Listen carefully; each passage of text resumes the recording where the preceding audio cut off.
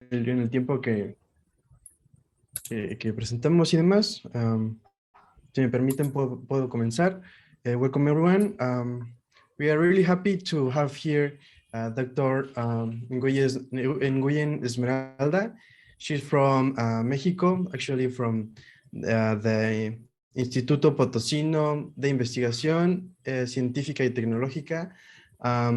She will talk about cactus microbiomes, and this talk will be in Spanish.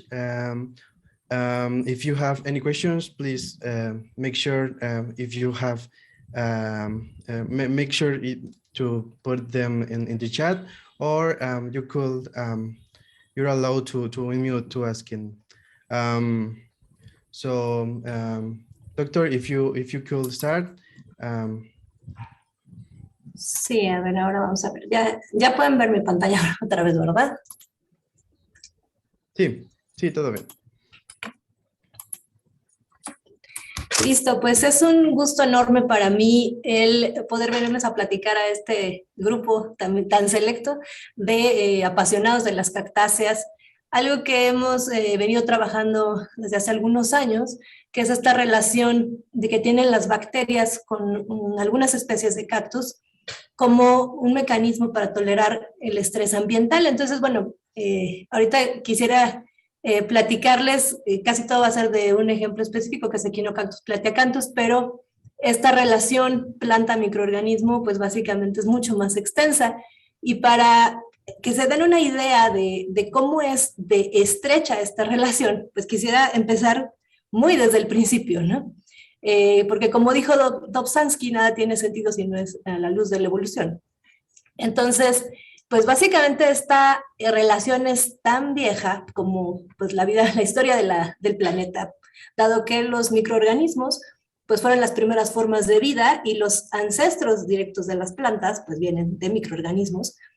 Por ahí el primer ancestro fotosintético surgió hace 3.600 millones de años, y los ancestros más directos ya de las plantas hace como unos 2.000 millones de años, que es una interacción simbiótica entre una bacteria fotosintética y un eucarionte.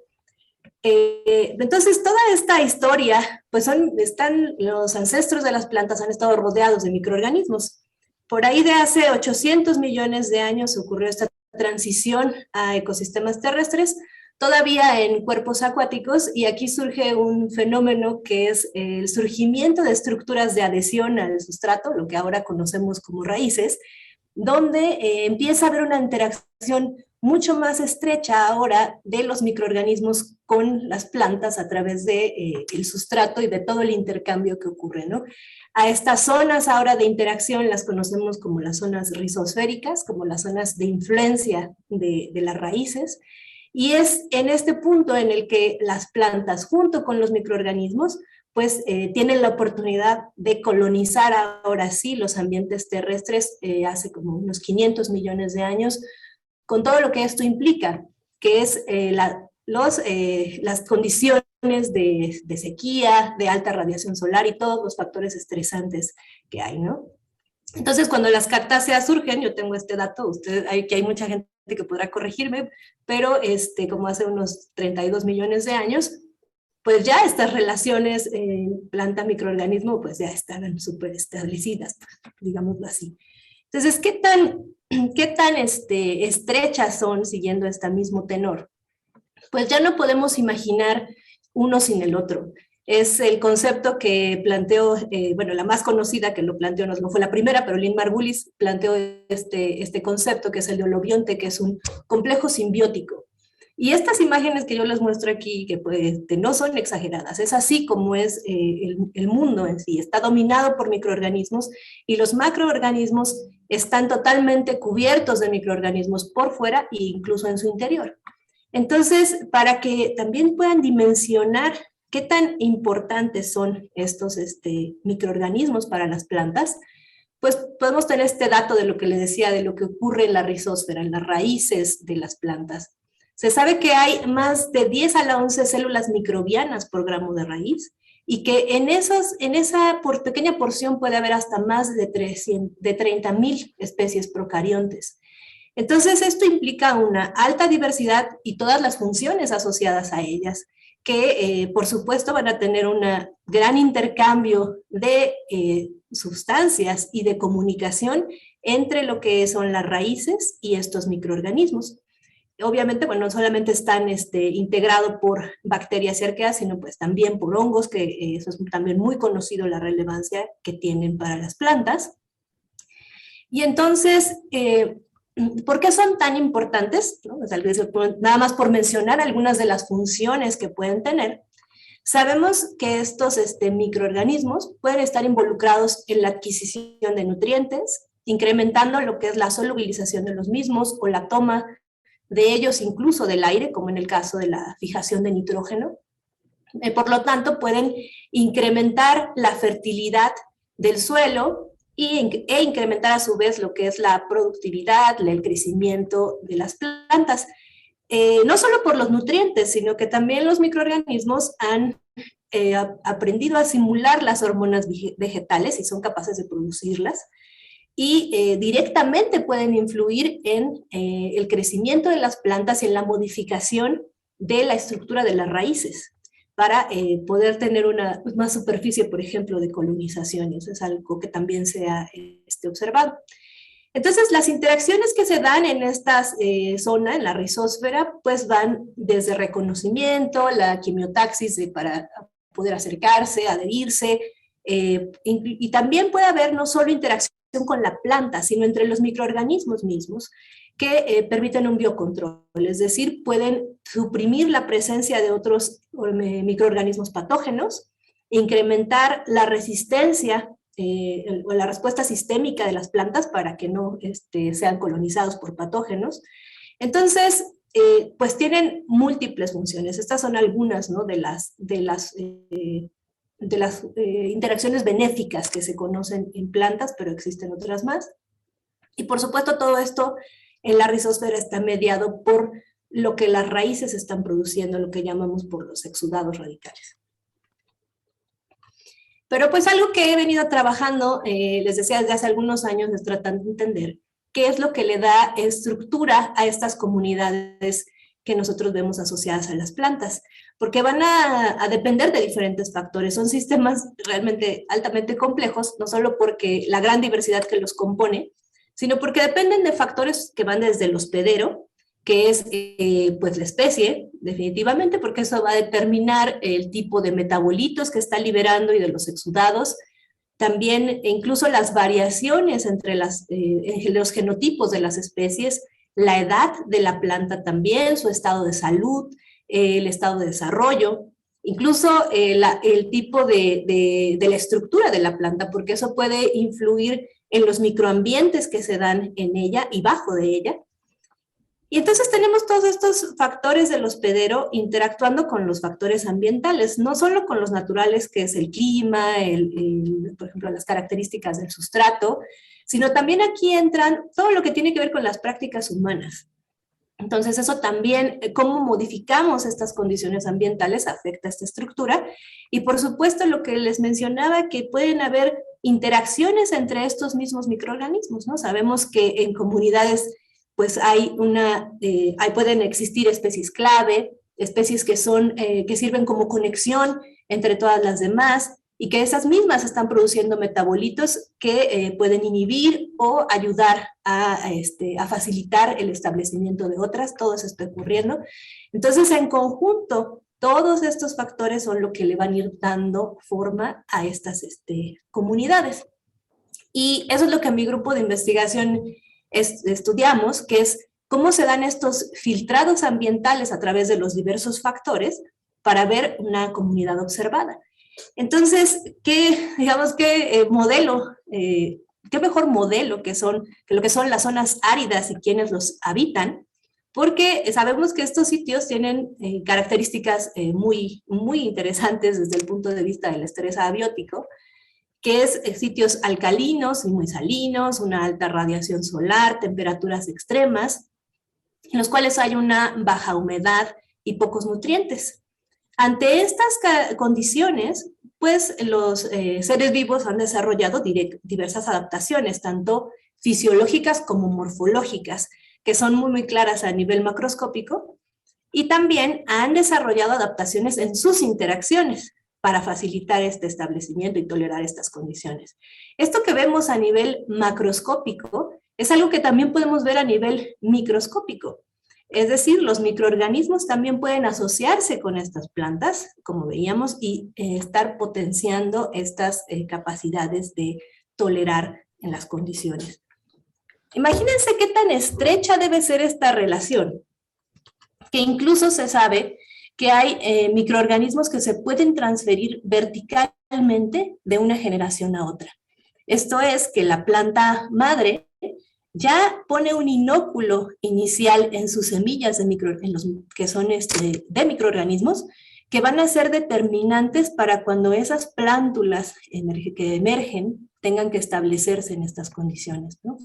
Que sabemos que pues en zonas áridas los periodos de tiempo para que puedan germinar son cortos y las condiciones ideales para que esto ocurra también son cortas. Entonces estos microorganismos que ya van en las semillas pues van a ser trascendentales en estos periodos. Y eso fue una de las cosas que nosotros empezamos a estudiar, y es parte de la tesis de un estudiante que es Ernesto Mascot, que fue un estudiante de doctorado en codirección con Joel Flores de esta misma institución en la que estoy, en la que estudiamos los microorganismos asociados a las semillas de 4 especies de cactáceas, por supuesto de Echinocactus plateacanthus, Pherocactus latispinus, Pherocactus pilosus y Stenoceurus queretanoensis. En lo que hicimos fue extraer las semillas directamente de los frutos de estas especies y hacer una serie de lavados para recuperar los microorganismos que estaban adheridos a la superficie de la semilla. Estas son microscopías electrónicas de las semillas. A estos de la superficie les llamamos episeminales, y también estudiamos aquellos que estuvieran dentro de la semilla, que denominamos como endoseminales. ¿Cómo le hicimos? Pues lavar las semillas, les decía, en condiciones, extrajimos las semillas en condiciones de esterilidad para asegurarnos que no vinieran de otras fuentes de estos microorganismos. Entonces lavamos para recuperar todas las células adheridas a la superficie, las recuperamos por centrifugación y hicimos una extracción de ADN para caracterizar lo que es las bacterias usando un marcador taxonómico, que es un gen ribosomal, el 16S-rRNA, y también las regiones intergénicas de los ribosomales, en la región ITS2, para caracterizar los hongos. Y eso, bueno, esto mismo también lo hicimos para aquellas que estuvieran al interior, ¿no? Las endoseminales. En este caso, para extraer las endoseminales, hicimos lavados muy intensos, digámoslo así, para remover todas las episeminales y ahora sí poder quedarnos solo con lo que había en el interior. Aquí las analizamos desde 2 perspectivas estos microorganismos, desde las cultivables, y entonces hicimos muchos aislados y les caracterizamos in vitro todas estas capacidades de promoción del crecimiento, pero lo que les voy a mostrar es los microorganismos que sacamos por estos métodos moleculares. Aquí lo que les muestro son unos heat maps, unos mapas de color en los que la intensidad del color más hacia el rojo es donde estos diferentes taxas microbianos eran más abundantes. Entonces aquí les muestro los géneros microbianos y de este lado podemos ver nuestras diferentes muestras. Aquí tenemos las Plateacanthus, los endoseminales, episeminales, Latispinus, Pilosus y Queretaroensis.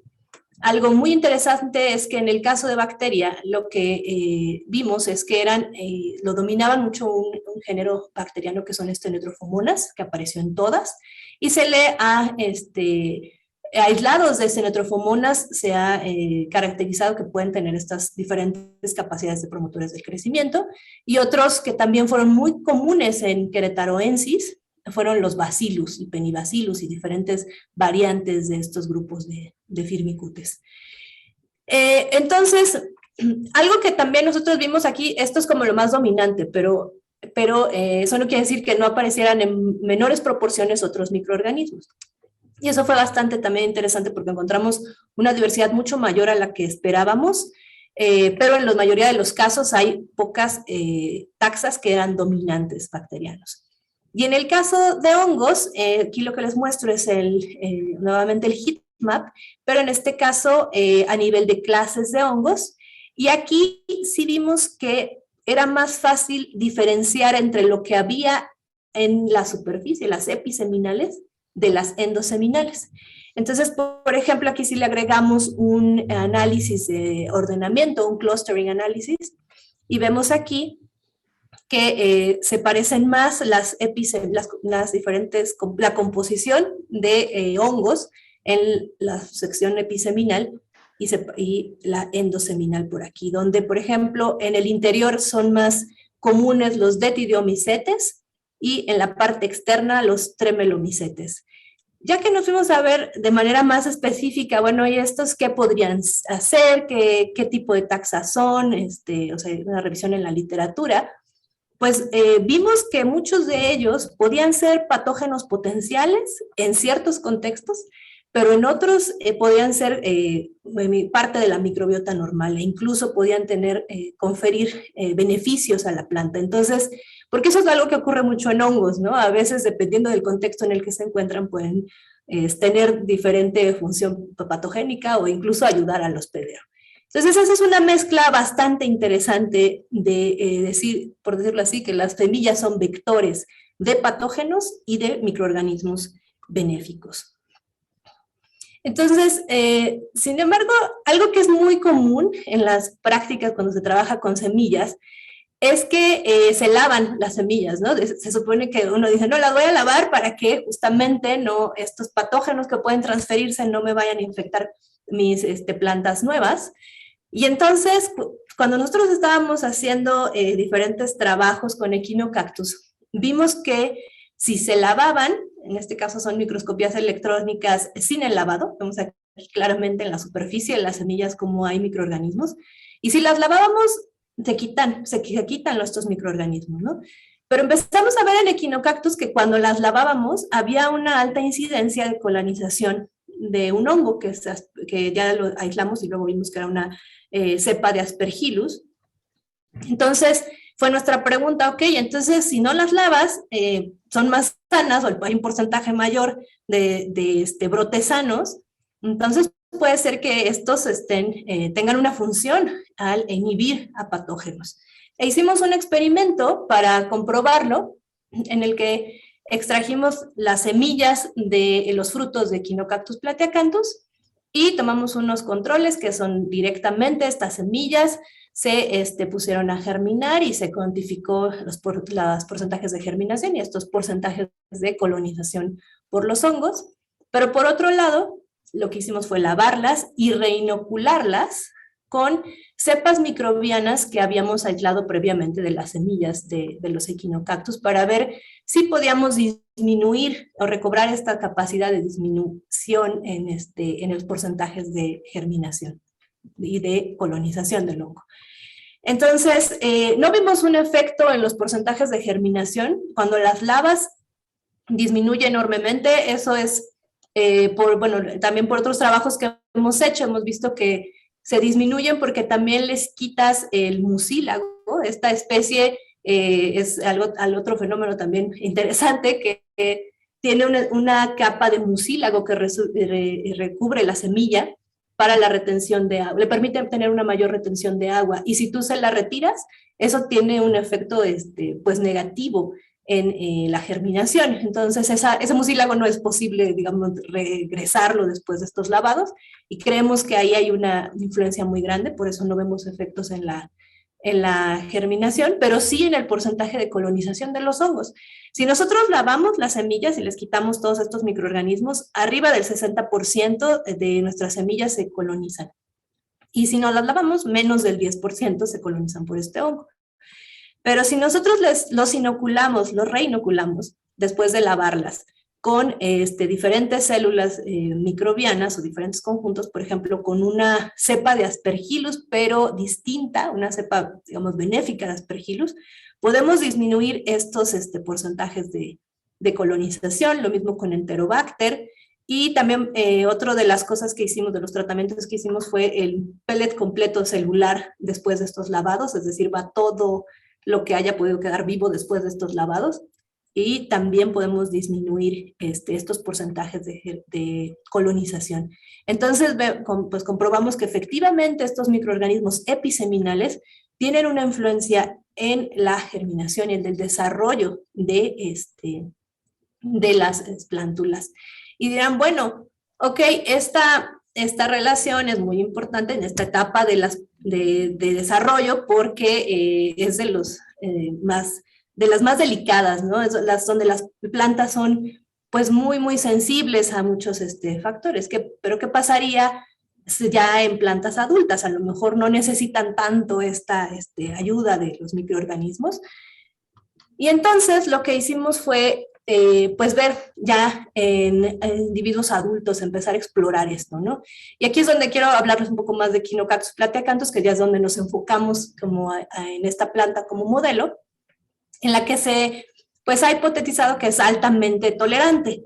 Y aquí no pude evitar el ponerles esta fotografía de un ícono para todos los que estudian cactáceas, que es Elia Bravo, y para los biólogos mexicanos, porque ella es la primera bióloga mexicana, y aquí está foto hermosísima junto a un Echinocactus plateacanthus, en el que esta planta pues es bastante interesante porque es una de las cactus globosos más grandes que hay. De hecho, esta no es la más grande, no es uno de los individuos más grandes, hay unos que superan los 2 metros de altura. Y pues esto de que sea un tonel gigante, pues se ha hipotetizado que es un tonel de agua, ¿no? Entonces, de tal forma que incluso pues hay unas prácticas que se remueven las costillas y eso le permite al ganado y otros animales el tomar la humedad de estas plantas durante las épocas más secas. Y también, por ejemplo, poblaciones de Echinocactus se habían encontrado en zonas con contaminación por metales, como alrededor de minas a cielo abierto. Se han visto poblaciones creciendo como si no les pasara nada.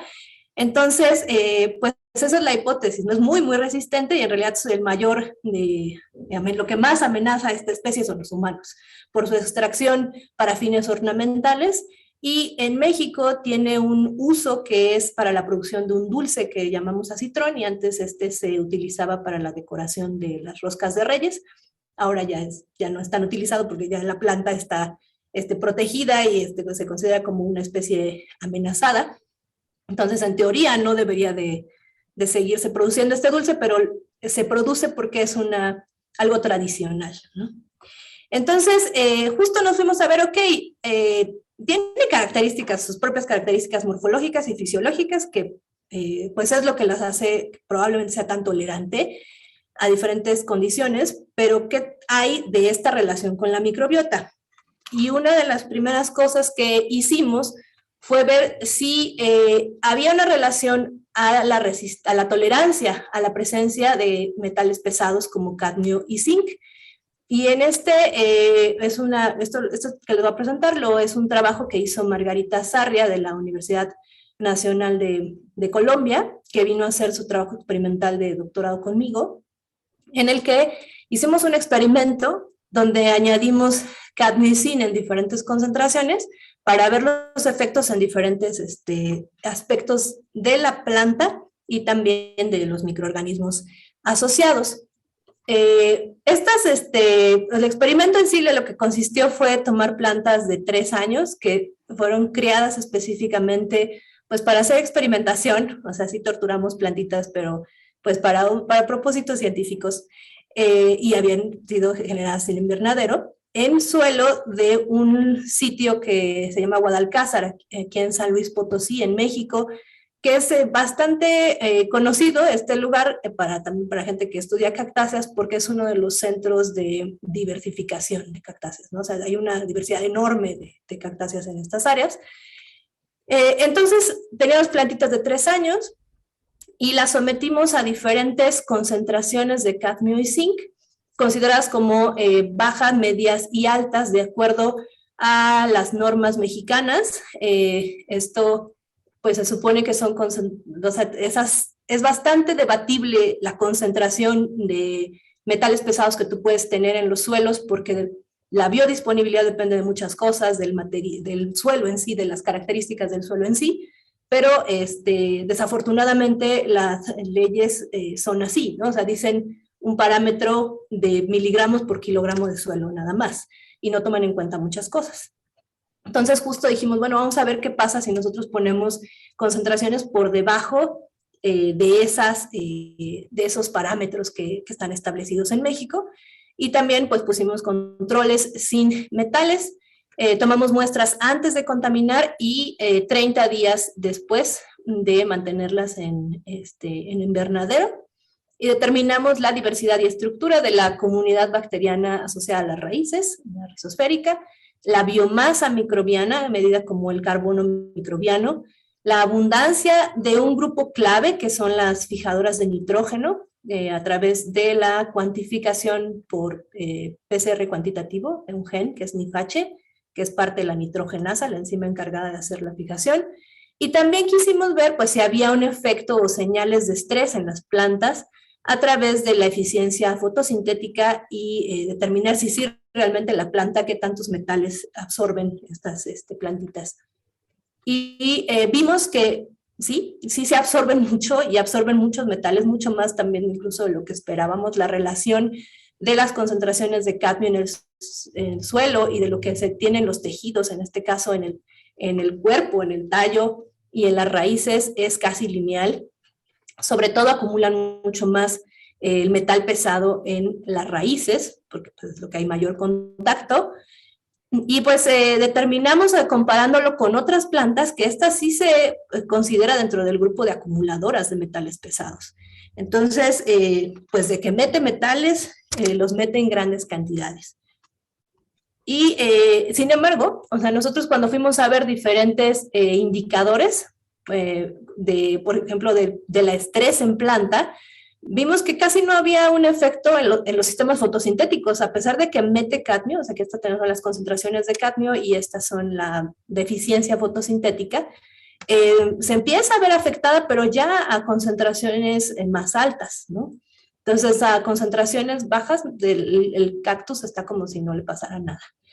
Y sin embargo, sus microorganismos sí reaccionan primero, todos sus microorganismos asociados. Por ejemplo, en el caso del índice de Shannon de los microorganismos de la comunidad, vemos que sí se empieza a ver afectado a altas concentraciones de cadmio. La biomasa de los mismos también tolera bastante, pero ya empieza a disminuirse también a altas concentraciones. Y también la abundancia de grupos clave como los fijadoras de nitrógeno también se ve afectada, pero a las concentraciones más altas que utilizamos. Pero estas, digamos ya de manera más fina, ¿qué efectos pudieran tener, ¿no? Estos cambios en las comunidades rizosféricas? Pues lo que nuevamente les muestro es un heatmap, ¿no?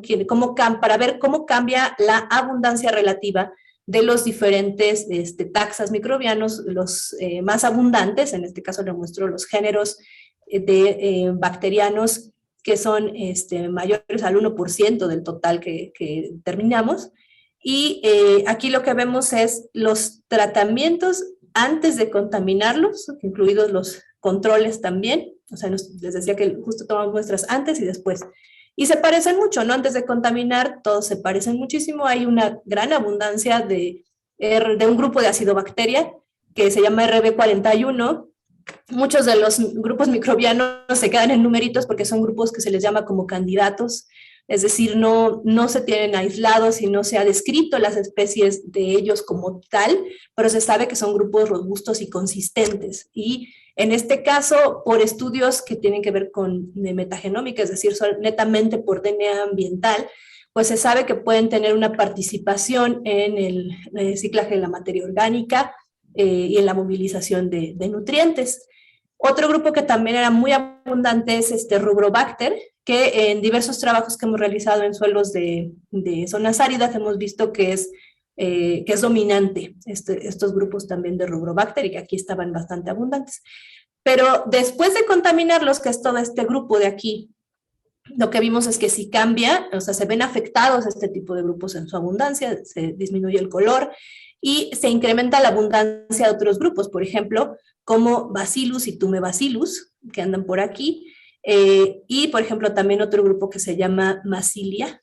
de proteobacteria, que son un poco más oportunistas.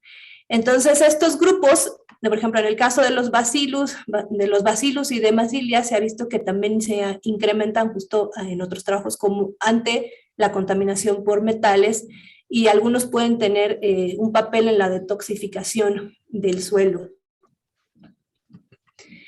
Y en el caso del zinc, a pesar de que se considera un metal pesado de baja toxicidad, de hecho, pues es un cofactor de muchas de las funciones metabólicas normales de cualquier organismo, pero a altas concentraciones sí puede llegar a tener efectos. Nosotros vimos nuevamente que solamente había cambios fuertes a concentraciones que consideramos como medias y altas, en la que sí veíamos afectación ya o un cambio en la estructura de estas comunidades.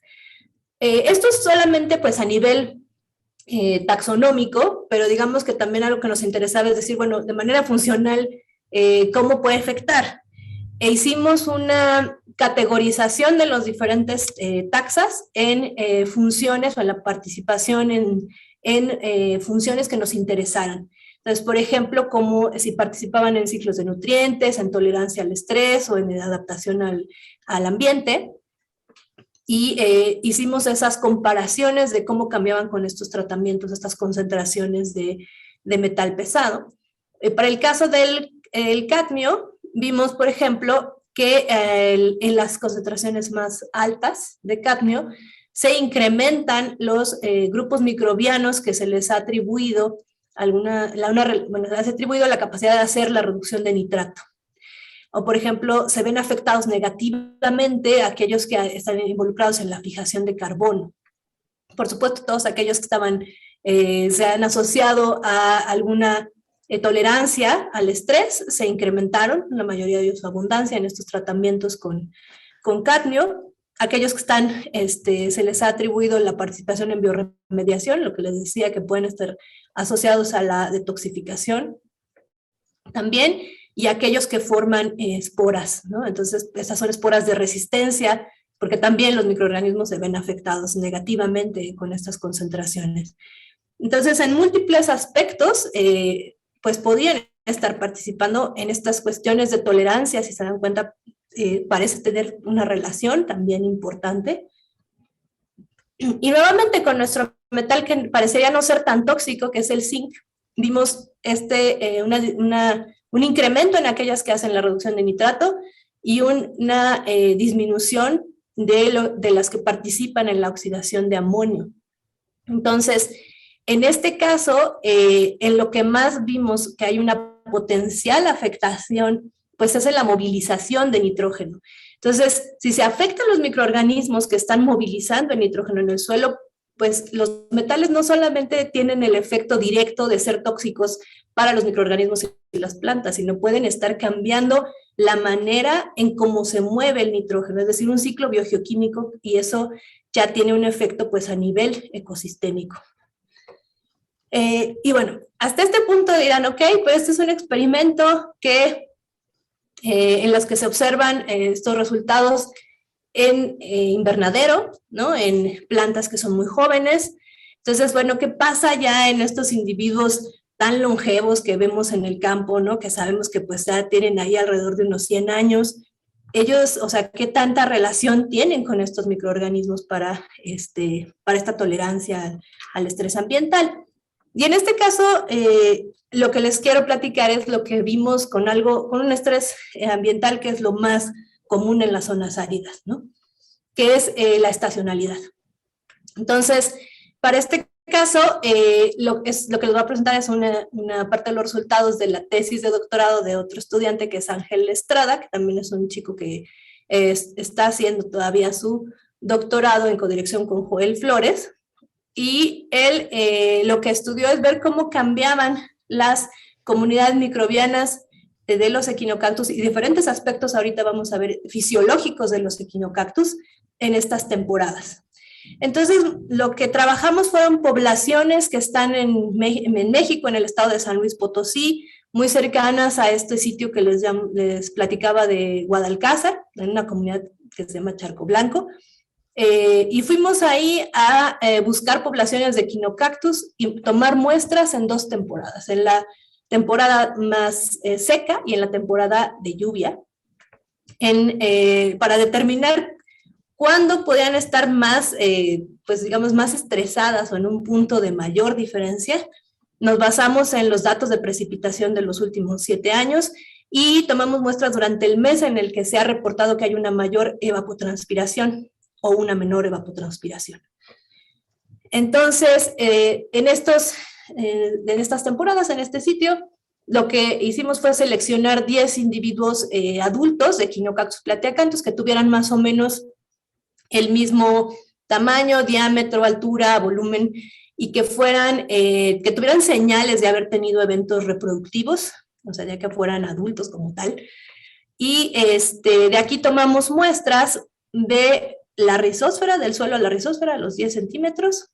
También tomamos muestras para comparar estas comunidades con el suelo libre de vegetación, digamos de aquí donde no hay la influencia de las raíces de ninguna planta.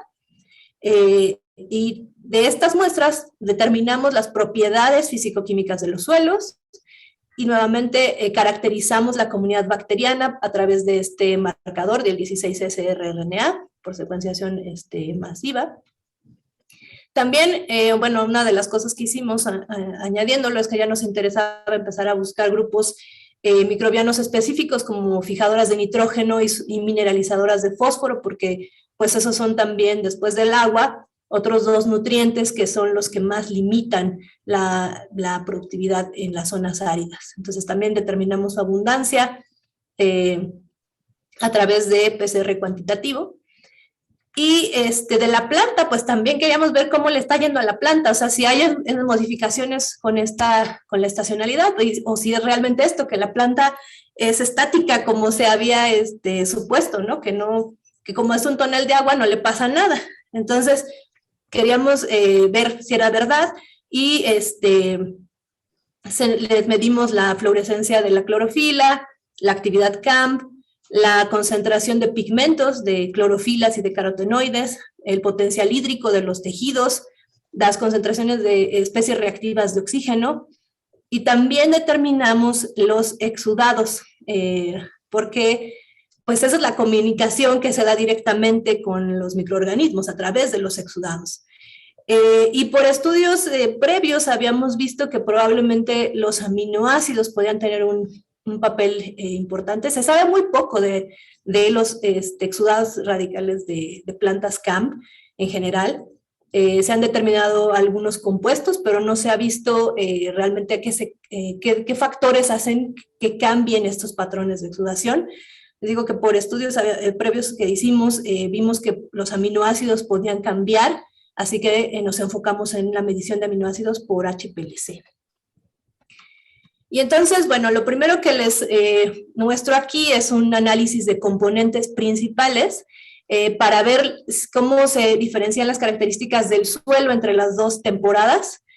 Entonces, bueno, esos análisis básicamente lo que te dicen es que si cada cuadrito, cada punto representa el conjunto de datos de tus muestras. Todas estas de aquí son todas estas variables del suelo, y mientras más cercanas están los puntos, significa que son más parecidos en esas variables.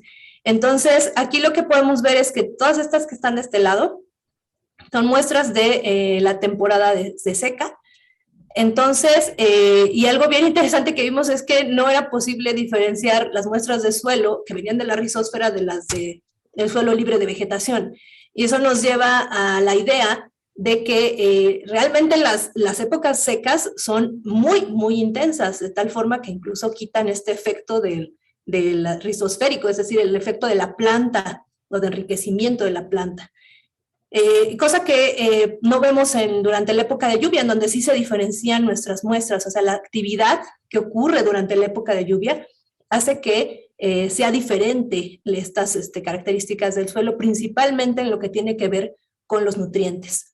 Y aquí, por ejemplo, eso es lo que diferencia entre las 2 temporadas, la disponibilidad de la mayor parte de los nutrientes, como pues el carbono, la materia orgánica, por supuesto el contenido de agua en el suelo, y pues ese es el efecto, ¿no? Bueno, por también la relación carbono-nitrógeno, es decir, qué tan restringidos están en carbono-nitrógeno.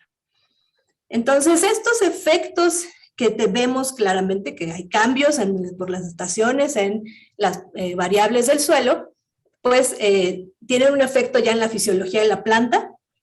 Y aquí lo que vimos es, este es nuevamente un análisis de componentes principales de las variables fisiológicas, en la que se nos separan muy bien los datos que vienen de cada estación, de la época de lluvia aquí y de la época seca.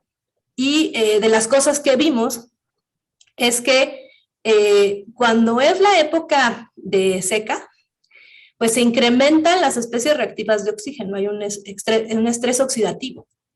Y otra cosa que digamos es que como la planta reacciona es la producción de carotenoides, se incrementan los carotenoides y esa es una forma de protección y contrarrestar estos efectos de especies reactivas de oxígeno.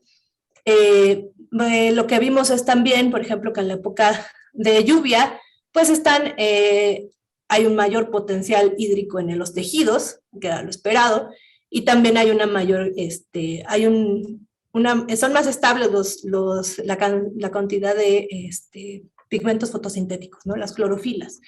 Entonces, digamos que sí hay cambios que son visibles, pero en el caso de la eficiencia o sea, los sistemas fotosintéticos, esos no vimos un efecto, digamos, tan fuerte de cambios en ellos. Y entonces las plantas siguen teniendo sus sistemas fotosintéticos estables, trabajando, pero sí hay reajustes al interior fisiológicos. Entonces, estos reajustes fisiológicos pues deben de tener algún efecto justo en el patrón de exudados que se van a dar al suelo. Y eso es lo que vimos analizando los aminoácidos, que por ejemplo en la época de lluvia se exudan muy pocos aminoácidos, ¿no? De manera detectable. Nosotros vimos solamente ácido glutámico y valina, pero en la época de seca se dispara toda la exudación de aminoácidos y se aumentan significativamente la mayoría de ellos. Entonces, dijimos, bueno, ok, esto tiene una correlación con los microorganismos, entonces, bueno, vamos a ver quiénes se incrementan en estas temporadas. Aquí lo que les muestro es una imagen de los cambios en la abundancia relativa de grupos microbianos con respecto a la época de lluvia. Entonces, aquí se incrementan en seca. Por ejemplo, grupos como nitrosococase, hematase, de entatonelase, y aquí también actinobacterias, grupos de actinobacterias, pirelula, hay varios de ellos que se incrementan en su abundancia. Entonces, lo siguiente, nosotros como vemos el modelo, digamos, conceptual de lo que está ocurriendo, es que estos cambios en el suelo, pues que disminuyen la cantidad de agua y por lo tanto la disponibilidad de nutrientes, pues disminuyen el potencial hídrico en los tejidos, activan lo que es pues la actividad CAMP, pero bueno, todos estos cambios hacen que se generen especies reactivas de oxígeno y para contrarrestarlo la planta incrementa su producción de clorofila B y carotenoides, porque incluso nosotros vimos daño en las clorofilas A también, creemos que es a partir de esta producción de especies reactivas de oxígeno. Pero estos cambios en la producción de clorofila B y carotenoides es suficiente para mantener los sistemas fotosintéticos de estas plantas funcionando de manera normal, en los rangos que se consideran normales.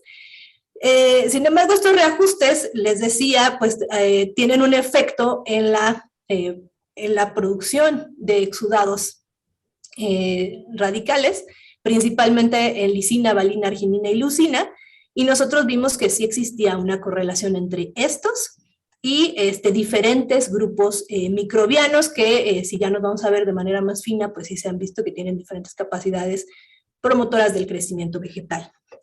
Entonces, este modelo, digamos, lo tratamos de corroborar. Hicimos un modelo de cómo creemos que está funcionando esto y al menos nuestros datos lo respaldan. Que estos cambios en las propiedades físico-químicas pues tienen un efecto en las variables fisiológicas en la producción de exudados, y eso directamente afecta la abundancia en los diferentes géneros bacterianos, pero obviamente también estos géneros bacterianos están no solamente sometidos a las plantas, sino al efecto mismo de los cambios que ocurren en el suelo. ¿Okay? Y bueno, aquí ya tenemos la influencia de los diferentes componentes. Digamos, les decía que de los 2 aminoácidos más importantes para hacer esta regulación, pues son estos 4, pero valina y lisina son igual la intensidad de colores como la mayor influencia que existe. Obviamente los cambios más fuertes fisiológicos son a nivel justo de la producción de especies reactivas de oxígeno y lo que se produce para contrarrestar esos efectos. Y en fin, y lo que les decía, en el caso de las propiedades físico-químicas del suelo, pues tiene que ver mucho con la disponibilidad de nutrientes y de agua. ¿Okay?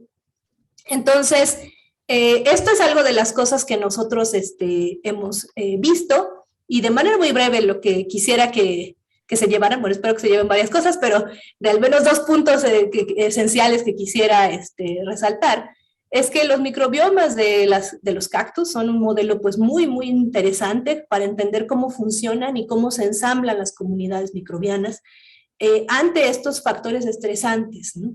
Desde una perspectiva ya más a nivel de comunidad, porque la gente que estudia plantas pues ha hecho muchos trabajos al respecto de la relación planta-microorganismo, pero muchos de esos trabajos se hacen 1 a 1, y creo que pues la realidad allá afuera no es así. O sea, tienes un conjunto enorme de microorganismos interactuando al mismo tiempo, y entonces eso también te permite verlo a otro nivel, ya más realista. Y pues también, si nosotros queremos empezar a ver estrategias novedosas de cómo, del manejo de estas plantas, pues el voltear a ver cómo ocurren estas relaciones de manera natural nos puede ayudar para tener una mejor idea de cómo hacerlas, ¿no? De cómo hacer estos manejos. Y pues nada más eso sería todo lo que quería platicarles por el día de hoy. Agradecer, por supuesto, a los estudiantes que han estado involucrados en estos proyectos, que tienen que ver con la parte de cactáceas, y a 2 de mis colaboradores, que es Joel Flores y Felipe García Oliva, y por supuesto, pues a todos los que han financiado este tipo de estudios. Y a ustedes también por escucharme. Entonces, bueno, pues ahora estoy abierta para preguntas que tengan. Pues muchísimas gracias, doctora. Es un trabajo increíble. Sabe que soy fan de lo cerrado, lo circular que es su trabajo. Involucra pues la parte fisiológica de los cactus, microbiomas, es increíble. We have, I think, enough time to ask some questions. Feel free to ask either in Spanish or English. Also, si pueden quitar el mute o escribirlo en el chat box, podría funcionar. Bueno, yo quisiera empezar con algunas preguntas. Al principio, cuando trabajaron en las semillas de Echinocactus, el hecho de que vean mayor, bueno, que vean diferencias entre los hongos, a mí se me ocurre que puede ser quizá por diferencias anatómicas o dificultad de los hongos en poder colonizar las semillas. ¿Cree usted que eso sea posible?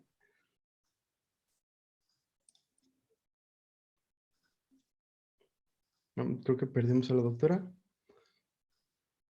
Perdón, quién sabe qué hice cuando dejé de compartir la pantalla, se desconectó, pero ya estoy aquí de nuevo, perdón. Ok. Bueno, no sé si alcanzó a escuchar mi pregunta. No, perdón, no lo pude escuchar. No se preocupe. Bueno, en breve me preguntaba si al principio, cuando trabajaron con las semillas y que vieron que existía una diferencia más puntual en los hongos, ¿cree que sea posible que esto se deba a diferencias anatómicas de los hongos o de las semillas que tengan como dificultades de penetrar y ser endosimbiontes? Sí, esa es una de las hipótesis, ¿no? Que se tiene, que es para las bacterias es mucho más fácil por el tamaño migrar y entrar a las semillas. Y entonces también puede ser, esa es una, ¿no? Que, o sea, pero la otra también es que la planta haya desarrollado más sistemas de protección ante los hongos, porque muchos de ellos, como te decía, son patógenos. Entonces, eso puede ser también que haya como mayores sistemas de defensa para que, que impidan que sean colonizados con tanta facilidad el interior de las semillas, ¿no? Ok, ok, muchísimas gracias. Me parece que Giseli tenía su mano levantada. Sí, muchas gracias. Buenos días. Agradecer a la doctora Esmeralda. De verdad ha sido muy interesante. Me he quedado muy maravillada con todo el trabajo que ha hecho. Yo tenía mucha curiosidad con el tema de los mucílagos, que comentó que dentro del mucílago hay microorganismos que tienen un efecto positivo, ¿no? En la germinación de las semillas. Y a veces por ensayos que se hace por el tema de banco de semillas, retiramos ese mucílago y yo quería saber si hay un efecto en el tema del almacenamiento. ¿Qué efecto tiene el almacenar las semillas sin mucílago en los microorganismos, ¿no? Que son benéficos para ello o eso? Gracias. Pues sí, sí, pues es en ese sentido que les decía, para nosotros es como una práctica muy común, o sea, lavar las semillas es como, ok, pues es la forma de que las vamos a conservar por más tiempo porque no se van a colonizar por patógenos, pero es como de doble filo, o sea, por un lado estás quitando los patógenos, pero también estás quitando los microorganismos benéficos. Y bueno, al menos en Echinocactus, sé que no es la única especie de cactáceas que tiene este mucílago adherido, bueno, eso cuando escribimos el trabajo vimos que a pesar de que hay muy poco, se sabe muy poco del mucílago en este tipo de semillas, sí existe, sí se ha reportado. Y eso, la función del mucílago es la retención del agua y la regulación de cómo pasa el agua a la semilla. Entonces, en algunos ensayos que se hicieron, vimos que cuando se le remueve es como si abres la llave y entonces es como si se expande la semilla, entra demasiada agua, entonces se va al otro extremo. Y eso puede tener, bueno, al menos en nuestro caso de Echinocactus disminuía los porcentajes de germinación significativamente. Entonces, eso simplemente, eso es lo que sirve el mucílago, digamos, como una barrera, tanto para retención como para regular la entrada de agua.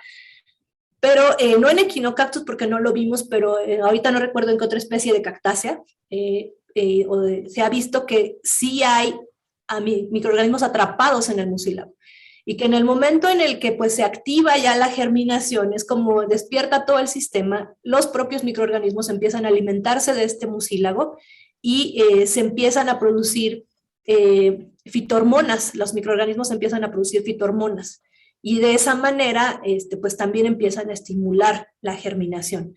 Entonces, sí pueden tener una influencia muy, muy importante en estos periodos de germinación para las plantas.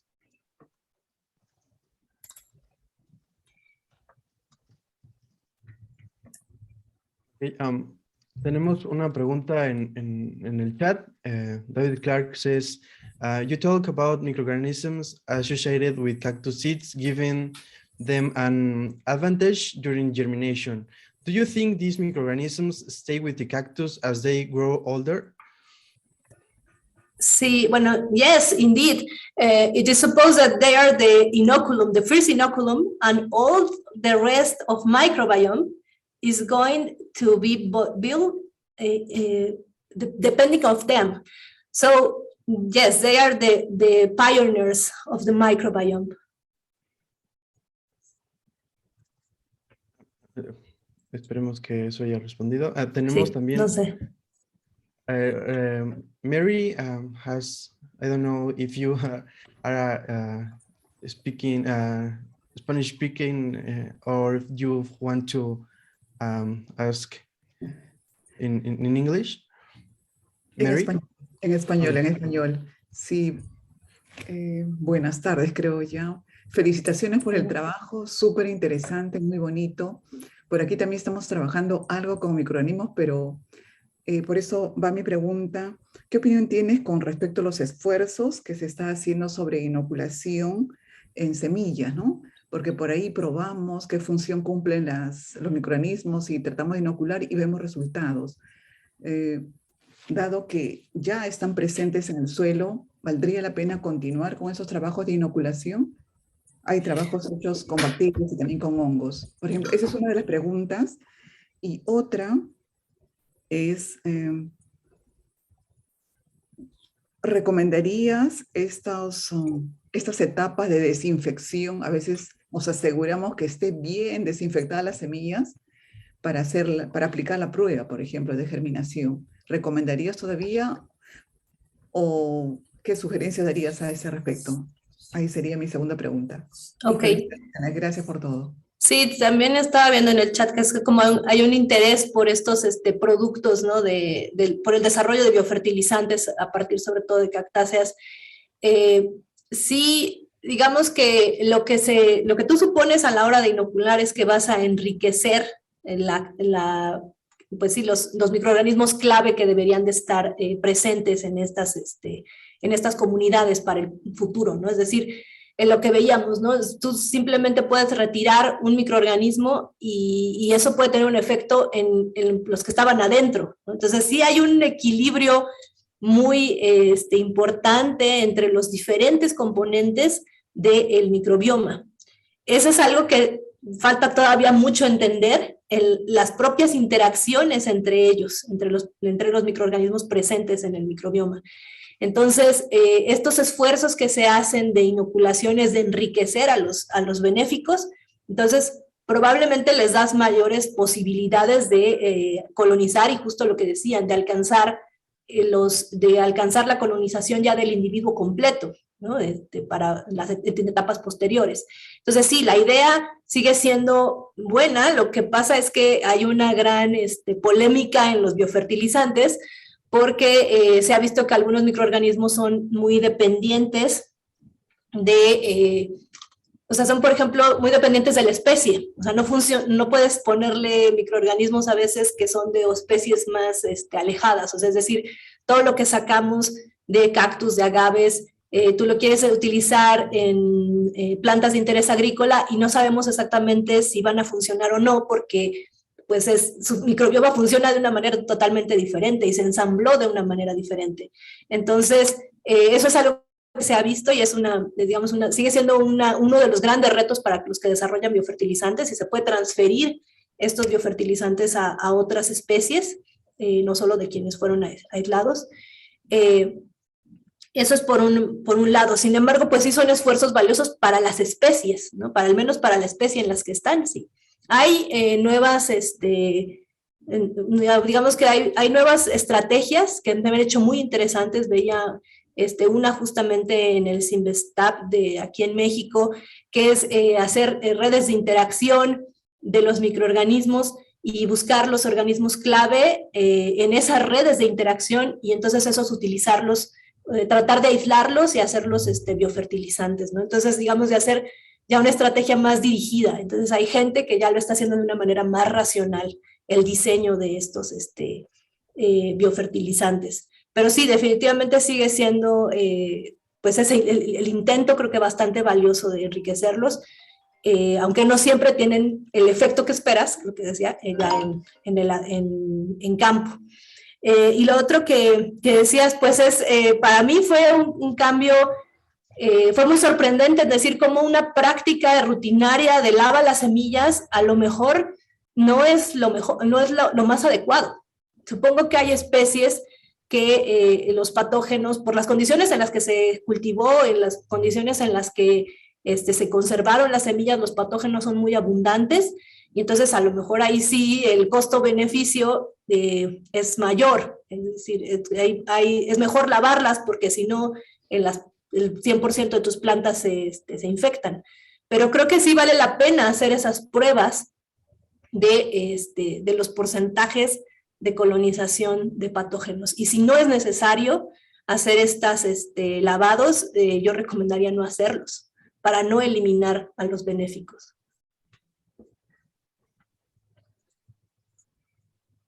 Okay, la de Giovanna Patricia Gracias. dice en el chat, muy interesante trabajo. Su pregunta es, ¿cree que los microorganismos puedan influenciar en su prevalencia en banco de semillas de suelo? O sea, que prevalezcan alrededor de las semillas, sí, o sea, pienso que sí, bueno, por lo tanto te digo, las que van adentro, las endoseminales, esas se quedan, digamos, pueden estar latentes, porque bueno, los microorganismos tienen formas de hacer pausas, de quedar latentes por periodos de tiempo largos, ¿no? Entonces, pueden también, o sea, pasan formas de resistencia y se quedan ahí y se quedan ahí esperando también igual que las semillas, la misma latencia que ocurre en las semillas, ¿no? Cuando ya hay una incremento en la humedad, en la temperatura, entonces se activan y pueden estar germinando, eclosionando en conjunto con su hospedero. Entonces sí, pienso que se conservan muchas de ellas también en este banco de semillas. Y bueno, nada más para hacer para ver qué tan importante podría ser, al menos en otros estudios, lo relaciono con otros estudios en cuestiones de restauración que hemos hecho, de hacer transferencia de suelo, sobre todo para sitios que están extremadamente degradados. Tú haces transferencia de suelo porque estás pasando nutrientes en ese suelo, banco de semillas, etcétera, y se ha visto que sí puedes incluso estar inoculando con ese suelo microorganismos benéficos, ¿no? Como les decía, como estas fijadoras de nitrógeno, solubilizadoras mineralizadoras de fósforo, también se transfieren con el suelo que tú estás poniendo para esta restauración. Entonces, sí, los microorganismos van presentes, los microorganismos benéficos van presentes en los suelos, ¿no? Muchas gracias, doctora. Jesús Aguirre, si gustas quitar el silencio. Sí, gracias. Hola Esmeralda, gracias por la charla, muy interesante. Soy Jesús, yo trabajo más con bosques tropicales y templados, ¿no? Entonces es un poquito diferente, pero creo que en lo que tengo en mente se asemeja, o sea, funciona de cierta forma semejante con el área en la que trabajas.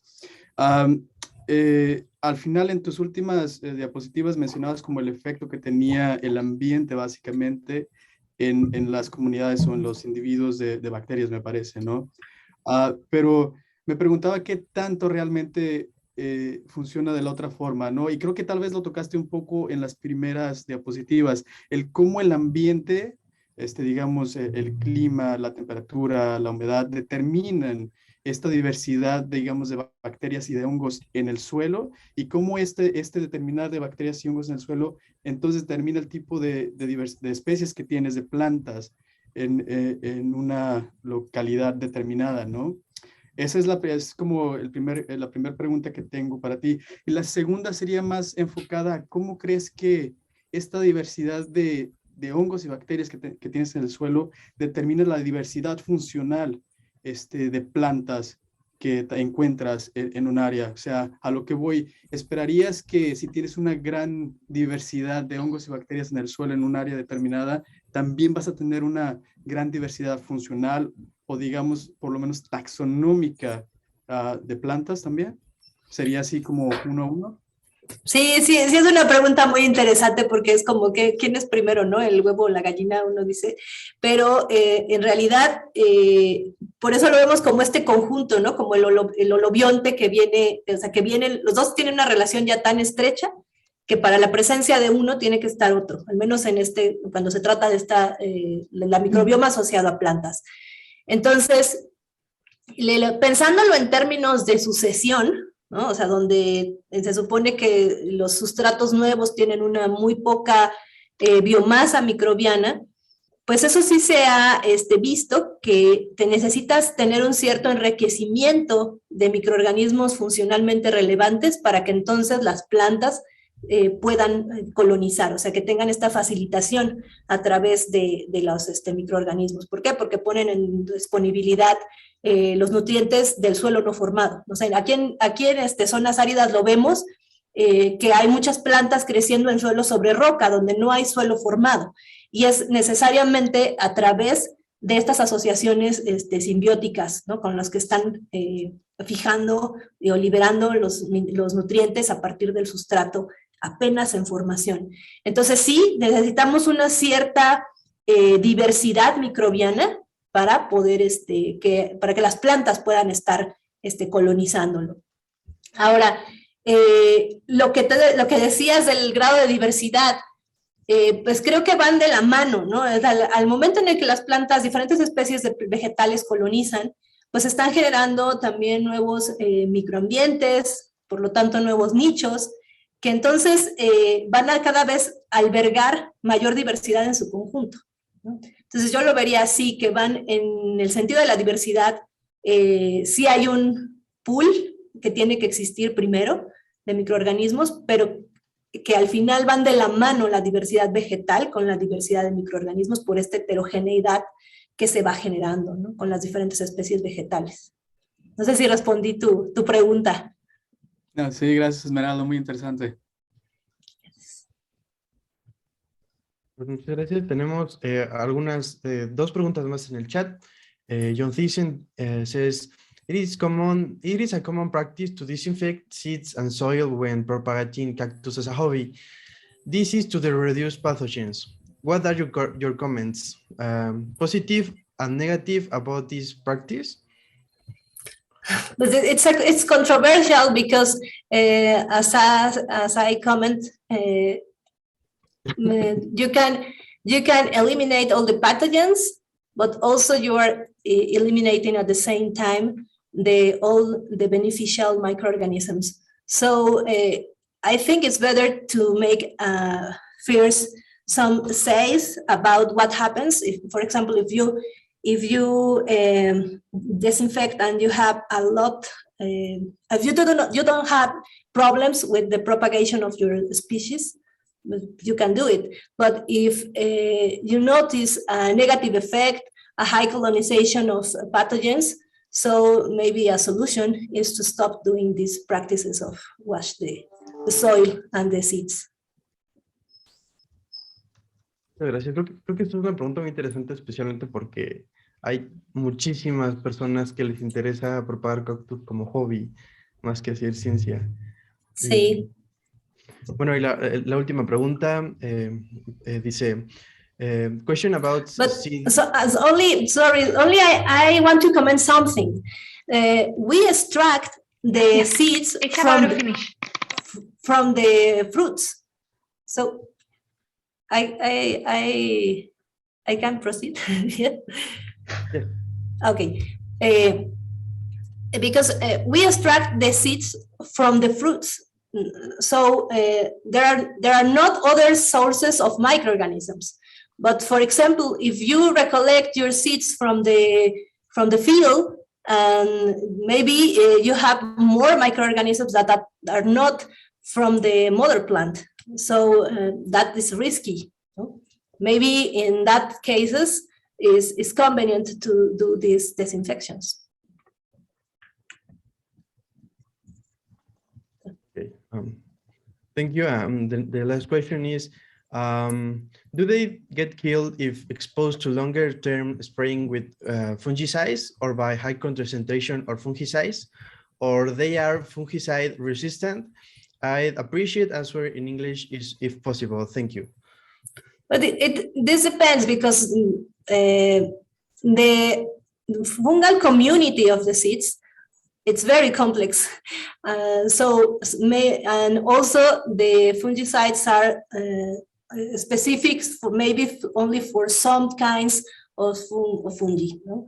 So maybe if you know or the fungal community and you are sure that these fungicides are killing only the pathogens, this could be nice to do it, but maybe it's not the case. No? It's possible that the fungicides are eliminating also the beneficial fungi. Gracias. Okay. There are more questions. Oh, Joel, si gustas quitar el mute. Sí, muchas gracias. Bueno, felicitaciones primero que nada y muchos aplausos. Fue un trabajo muy bonito y muy interesante. Y Gracias. bueno, a mí me causó un poco de curiosidad la parte de la mención sobre la transferencia vertical de pues, algunas de las especies, bueno, más bien de microbioma, perdón, de las especies a través de las generaciones, pero esto me hace preguntarme si también existe algún tipo de transferencia, digamos, un poco horizontal, no sé, más relacionada con el ecosistema, es decir, por ejemplo, digamos, ante una práctica perjudicial, ¿no? Digamos, pero por ejemplo, digamos que se introduce un nuevo espécimen o un espécimen en un ecosistema, este espécimen también adquiriría o compartiría con el tiempo estas especies bacterianas o las mismas especies bacterianas, se le transferirían ¿Ya te refieres, por ejemplo, si tú reintroduces un individuo en el campo, o sea, para la reintroducción de especies? No, no, eso no me quedó muy claro, Sí, si va específico. Sí, Bueno, exacto, sí. Produce. ok. Bueno, lo que yo te puedo comentar de cómo se va ensamblando, lo que sé de cómo se va ensamblando los microbiomas vegetales es que dependen justo de lo que viene en las semillas como el inóculo primordial, ¿no? Lo que les decía. Y de ahí, todo lo que viene del ambiente, pues va a ir compitiendo con ellos, ¿no? Entonces, obviamente, la planta tiene, este brote tiene sus propios set de microorganismos pioneros, pero del suelo, pues también va a ir siendo colonizada por estos microorganismos. Entonces, digamos, aunque la planta pues se protege y es bastante selectiva, incluso algunos de ellos pueden penetrar sus tejidos y convertirse en lo que se conoce como pues, endosimbiontes, ¿no? Entonces, endófitos ya pueden colonizar el interior. Entonces, mientras hay el desarrollo de la planta, pues vienen del suelo, vienen del viento y de las plantas aledañas. De hecho, eso es lo que también lo platicaba ayer con otra investigadora que trabaja mucho la filósfera de agaves, Laila Partida, ¿no? Ella ha visto que puede venir esos microorganismos de las circundantes, de las plantas circundantes, ¿no? Y esas pues colonizan la superficie de las hojas. Entonces, es bastante complejo el cómo se ensambla esa comunidad, sobre todo porque tienes diferentes compartimentos y cada uno de esos compartimentos va a tener la influencia pues de diferentes secciones del ambiente, ¿no? Entonces te diría, sí, si tú introduces un individuo, ¿no? Y tú le, digamos, lleva un cierto inóculo de microorganismos, pues ese se va a tener que ir asociando poco a poco con el microbioma que está en el ambiente que le rodea. Y hay un concepto que le dicen que coalescen, ¿no? Va a ser una comunidad que va a coalescer, o sea, se va a hacer una mezcla entre lo que el individuo traía y entre lo que va a ir adquiriendo poco a poco del ambiente, lo que le va a permitir esa comunidad ya ensamblada, pues también va a ir filtrando y admitiendo a los diferentes componentes de lo que viene del ambiente que lo rodea. No sé si contesté tu pregunta.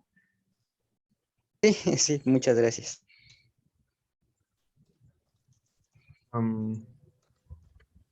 Pues parece que ya no hay manitas levantadas. Siendo así, doctora, pues le agradecemos una vez más por su plática, su muy interesante plática.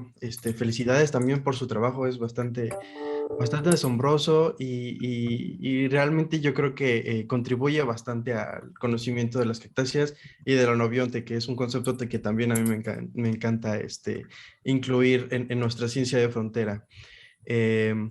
Pues esperemos que pronto, conforme vamos construyendo la red, podamos hacerle llegar una constancia de su participación, mientras le agradecemos nuevamente y le invitamos a usted y a todos nuestros participantes a continuar en nuestros seminarios mensuales. No sé si Matías ande por aquí y le gustaría comentarnos acerca de lo que sigue.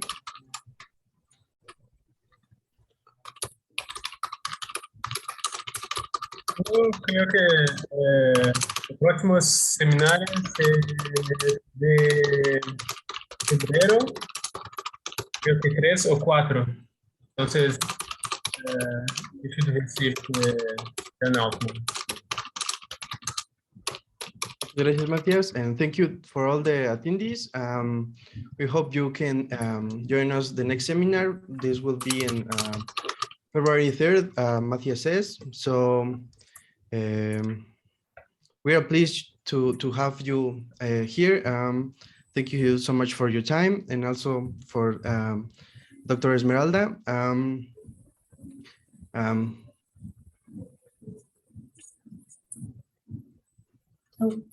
Que se silenció tu micrófono, pero thank you everyone. Y gracias a todos también por escucharme. Gracias.